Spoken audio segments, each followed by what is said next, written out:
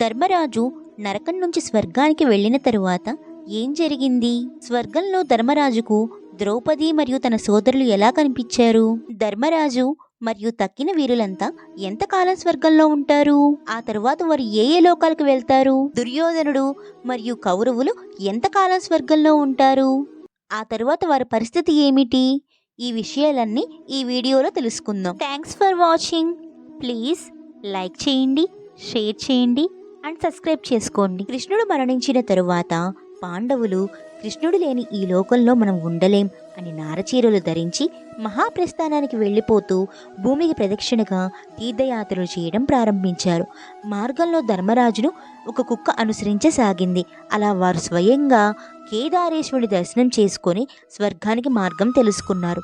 ఈ మార్గంలో ద్రౌపది తన సోదరులు అందరూ మరణించగా ధర్మరాజు మరియు కుక్క మాత్రమే చౌకాంబా పర్వతం అధిరోహించారు. అప్పుడు స్వర్గానికి తీసుకువెళ్లేందుకు ఇంద్రుడు స్వయంగా దివ్యరథం తీసుకుని వచ్చారు. అప్పుడు ధర్మరాజు కుక్కను రథం ఎక్కిస్తేనే స్వర్గానికి వస్తా అని చెప్పడంతో ఇంద్రుడికి ధర్మరాజుకి కుక్క గురించి చర్చ జరుగుతుంది. ధర్మరాజు కుక్క కోసం ఏకంగా స్వర్గమే వద్దని ఇంద్రుడితో చెప్పడంతో కుక్క కాస్త యమధర్మరాజులాగా మారిపోతుంది. ఇంద్రుడు మరియు యముడు ధర్మరాజు యొక్క చెరుక చెయ్యి పట్టుకొని రథంలోకి ఎక్కించారు. అప్పుడు ధర్మరాజు ద్రౌపదిని తన సోదరుల్ని చూపించమని కోరగా ఇంద్రుడు దూతతో చెప్పి పంపిస్తాడు. అలా నారదుడితో కలిసి స్వర్గంలో తిరుగుతుండగా ఒక భవనంలో పెద్ద సింహాసనం మీద దివ్య శరీరంతో దుర్యోధనుడు కూర్చొని ఉండటం మరియు తక్కిన కౌరవులు అందరినీ చూశారు. అలా ఇంకా ముందుకు వెళ్ళగా హఠాత్తుగా ప్రాంతం మొత్తం భయంకరమైన చీకటిగా మారిపోయింది.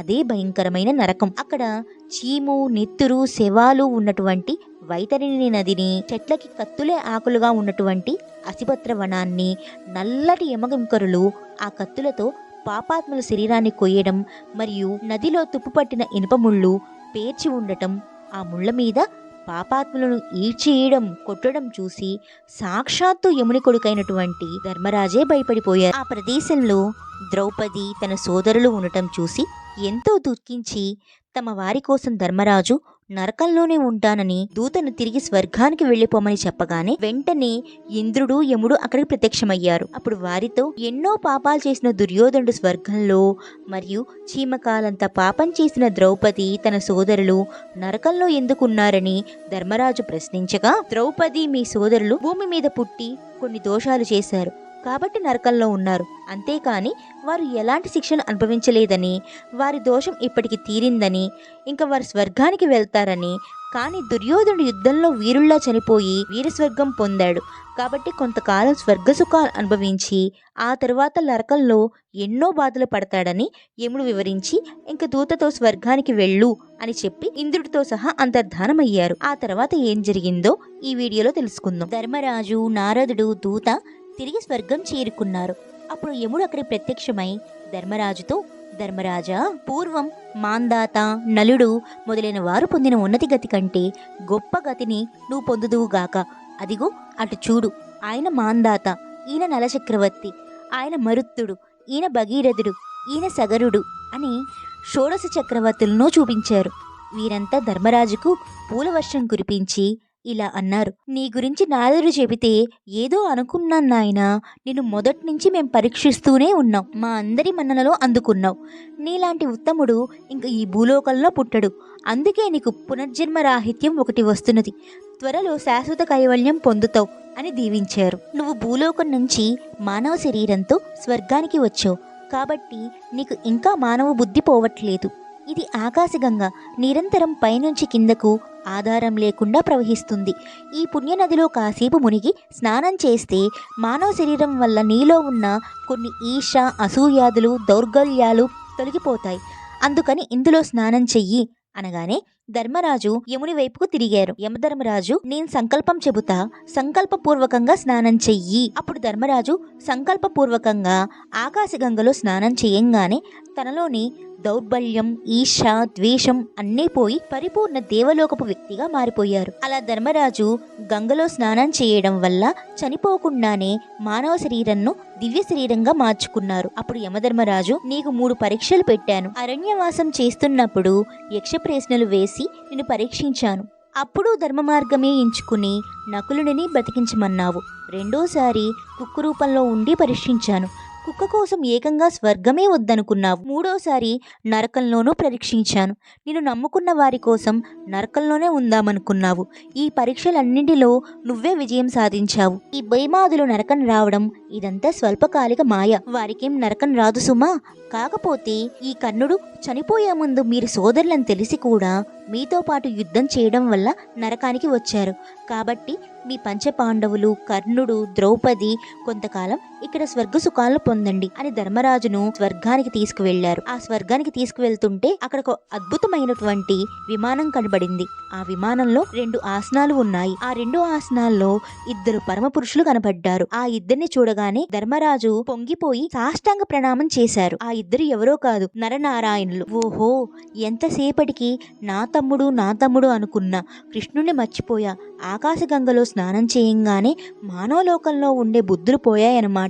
వీళ్ళిద్దరూ మహితమునులు, శ్రీమన్నారాయణ స్వరూపులు. నరుడు నారాయణుడనే పేరుతో ఉన్నారు. భూలోకంలో లాగానే కృష్ణార్జునులుగా ఈ విమానంలో కూర్చున్నారని గ్రహించి వారిని స్తుతించారు. అమ్మయ్య, మందాకిని నదిలో స్నానం చేయంగానే నరనారాయణ దర్శనం అయ్యింది. ఇంకా నా జన్మ చరితార్థం అయ్యింది అనుకున్నారు. కొంచెం ముందుకు వెళ్ళంగానే పరమలక్ష్మి కనిపించింది.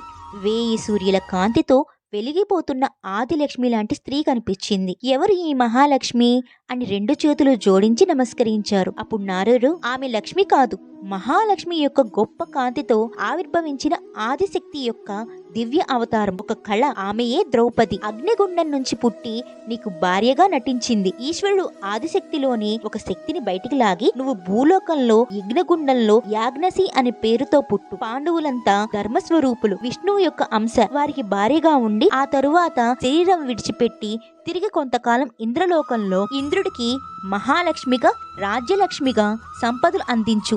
ఆ తరువాత అసలు ఆదిలక్ష్మిలో కలిసిపో అని చెప్పారు. ఆవిడే ఈవిడ. నువ్వు నా భార్య అనుకున్నావే, ఆమె నీ భార్య కాదు, సాక్షాత్తు అమ్మవారి కళ. మీరు దేవతలు కనుక, మహానుభావులు కనుక ఆమె స్వయంగా భార్య రూపంలో వచ్చి నిన్ను పట్టుకుంది అనగానే, మరి మిగతా వారంతా ఏరి అనగా, అదిగో మరుత్కణములలో కనపడుతున్నవాడు వాయుస్వరూపంలో ఉన్న భీముడు. భీముడు మరుత్కణములలో కలిసి ఉంటాడు. కొంతకాలం తరువాత మరుత్కణములలో కలిసి నీకు సేవ చేస్తాడు. ఇంకా పక్కన ఉన్న 5 కనపడుతున్నారు చూసావా, వారు ద్రౌపదీ పుత్రులు.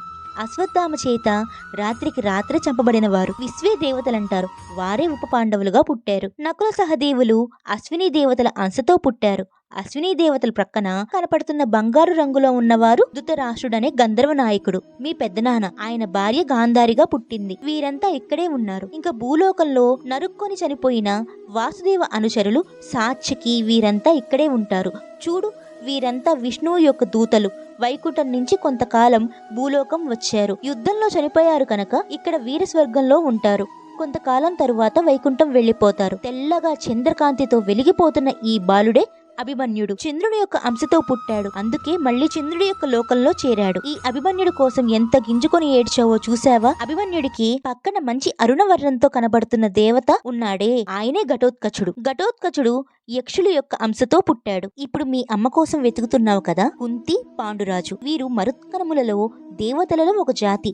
భూలోకంలో కారణ జన్ములై పుట్టారు. ఇప్పుడు నువ్వు ఎవరో వారికి తెలియదు. ధర్మరాజు అంటే ధర్మరాజు అని చూస్తారు. కానీ పూర్వం భూలోకంలో ఉన్నటువంటి ప్రేమ ఉండదు, మాయలు ఉండవు. అందరినీ సమానంగా చూసే మాతృత లక్షణాలు ఉంటాయి. ఆయన భీష్ముడు అష్టవసులలో చేరిపోయాడు. ఇంకా ఇక్కడితోటి నాయన, నువ్వు వ్యామోహాలు విడిచిపెట్టి ఇంద్రుడి పక్కన ఉండి ధర్మ విషయాలలో సలహాలు ఇయ్యి అని చెప్పి నారదుడు వెళ్ళిపోయారు. ఈ మహాభారతంలోని ఘట్టం మొత్తం వైశంపాయనుడు జనమేజయుడితో చెబుతున్నారు. అప్పుడు జనమేజయుడు, వీరంతా స్వర్గంలోనే ఉండిపోతారా అని ప్రశ్నించగా వైశంపాయనుడు ఇలా చెప్పసాగారు. కొంతకాలం పోయిన తరువాత కృష్ణుడి కొడుకు ప్రద్యుమ్నుడు సనత్కుమారులలో కలిసిపోతారు. ధృతరాష్ట్రుడు కుబేరలోకానికి వెళ్ళిపోతాడు. పాండురాజు మాత్రం ఇంద్రుడి పక్కన కలియుగాంతం వరకు స్వర్గంలోనే ఉండి ఆ తరువాత మరుత్గణములలో కలిసిపోతారు. అభిమన్యుడు కొద్ది రోజులు స్వర్గం అనుభవించాక చంద్రుడిలో లీనమైపోతారు. ద్రోణాచార్యుడు 5000 సంవత్సరాలు స్వర్గంలో ఉన్న తర్వాత బృహస్పతిలో కలిసిపోతారు. శకుని 5000 సంవత్సరాలు స్వర్గంలో ఉన్న తర్వాత ద్వాపరయుగ పురుషుల్లో కలిసిపోతారు. దుర్యోధనుడు కేవలం 1000 సంవత్సరాలు మాత్రమే స్వర్గ సుఖాలను అనుభవించి ఆ తర్వాత ఘోర నరకాలు అనుభవిస్తాడు. కలియుగాంతం వరకు నరకంలోనే ఉంటాడు. కలియుగాంతం ఇంకా 1000 సంవత్సరాలు ఉందనంగా కలిపురుషుడితో కలిసిపోతారు. ఆ కలిపురుషుడిలో కలిసిపోయి భూలోకంలో అడుగు పెడతాడు. అప్పుడు శ్రీ మహావిష్ణువు కల్కి అనే అవతారంతో అవతరించి వాడిని నరికి చంపేస్తారు. తద్వారా వాడు ధ్వంసం అయిపోతాడు. ఇంకా వాడి సోదరులంతా రాక్షస గణాల్లో కలిసిపోతారు. కర్ణుడు 5000 సంవత్సరాలు స్వర్గ సుఖాలను అనుభవించాక సూర్యుడితో కలిసిపోతాడు. భీష్ముడు వసువుల్లో ఉన్నాడు. ధర్మరాజు 5000 సంవత్సరాల తరువాత యమధర్మరాజులో కలిసిపోతారు. అంటే మహాభారతం అయిపోయి ఇప్పటికి కలియుగం వచ్చి 5114 సంవత్సరాలు పూర్తయింది కనుక యముడు అయిపోయారు. విదురుడు ధర్మరాజులో, ధర్మరాజు యముడిలో కలిసిపోతారు. ఈ యముడు సూర్యుడు సంధ్యాదేవికి పుట్టిన పరబ్రహ్మ స్వరూపం. ఈ యముడిలో ధర్మరాజు కలిసిపోయారు. ఈ యమధర్మరాజు కలియుగం అయ్యాక శాశ్వతంగా వైకుంఠం వెళ్లి విష్ణుమూర్తి యొక్క సంకర్షణ తత్వంలో కలిసిపోతారు. అలా కొత్త యముడు వచ్చేదాకా ఇంకా ఈ యముడికి పతనం ఉండదు. అందుకే పదవుల్లో చాలా గొప్ప పదవి యమధర్మరాజు పదవి. ఇంద్రుడి కన్నా భ్రష్టత్వం ఉండిద్ది కానీ యమధర్మరాజుకు భ్రష్టత్వం ఉండదు. ఆయనకి శాశ్వత కైవల్యం. బలరాముడు ఆదిశేషుల్లో కలిసిపోయారు. సాత్యకి వీరంతా వైకుంఠానికి వెళ్లిపోయారు. కృష్ణుడి యొక్క భార్యలు 16,000 మంది రాజకన్యలు కొంతకాలం తరువాత సరస్వతీ నదిలో మునిగి అప్సరసులు అయ్యి వైకుంఠానికి వెళ్లి నారాయణ సమీపంలో నాట్యం చేస్తున్నారు. అష్టమహిషులు అయిన రుక్మిణి, జాంబవతి, సత్యభామ, భద్ర, లక్షణ ఇలా 8 మంది కొంతకాలం తరువాత లక్ష్మీదేవితో కలిసిపోతారు. మహాపుణ్యాత్ములంతా పునర్జన్మ లేకుండా అయిపోతున్నారు. పాపాత్ములంతా తిరిగి నరకంలోకి వెళ్ళి భ్రష్టులవుతున్నారు అని వైశంపాయనుడు జనమేజయుడికి వివరించారు.